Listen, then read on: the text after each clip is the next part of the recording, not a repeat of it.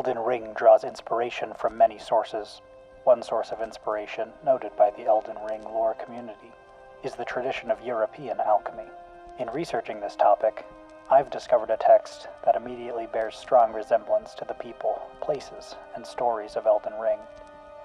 By reading this text, we may discover some secrets that give greater insight into the storytelling of Elden Ring. What follows are direct readings from the 12 keys of Basil Valentine.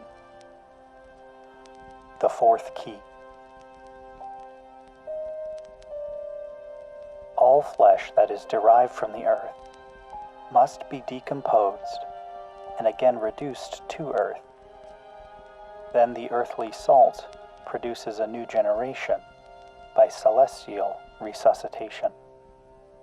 For where there was not first earth, there can be no resurrection in our magistery. For in earth is the balm of nature and the salt of the sages. At the end of the world shall be judged in fire, and all those things that God has made of nothing shall by fire be reduced to ashes, from which ashes the phoenix is to produce her young. For in the ashes slumbers a true and genuine tartaric substance, which, being dissolved, will enable us to open the strongest bolt of the royal chamber. After the conflagration, there shall be formed a new heaven and a new earth, and the new man will be more noble in his glorified state than he was before. When the sand and ashes have been well matured and ripened with fire, the glass blower makes out of it glass, which remains hard and firm in the fire, and in color resembles a crystal stone. To the uninitiated this is a great mystery, but not to the master, whom long experience has familiarized with the process. Out of stones, the master also prepares lime by burning, which is very useful for our work. But before they are prepared with fire, they are mere stones.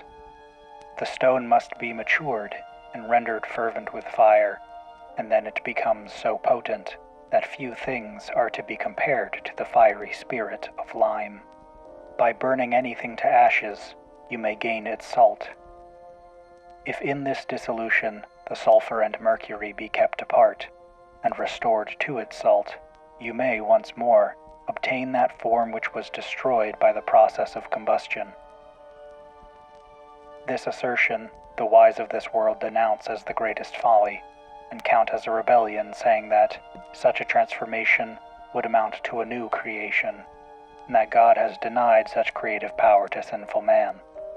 But the folly is all on their side, for they do not understand that our artist does not claim to create anything, but only to evolve new things from the seed made ready to his hand by the Creator. If you do not possess the ashes, you will be unable to obtain our salt, and without our salt, you will not be able to impart to our substance a bodily form. For the coagulation of all things is produced by salt alone. As salt is the great preserving principle that protects all things from decay, so the salt of our magistery preserves metal from decomposition and utter annihilation. If their balm were to perish, and the spirit to leave the body would be quite dead, and no longer available for any good purpose. The metallic spirit would have departed, and would have left its habitation empty, bare, and lifeless. Observe also, thou who art a lover of this art, that the salt that is gained from ashes has great potency, and possesses many concealed virtues. Nevertheless, the salt is unprofitable until its inward substance has been extracted, for the spirit alone gives strength and life. The body by itself profits nothing. If you know how to find this spirit, you have the salt of the sages, and the incombustible oil concerning which many things have been written before my time.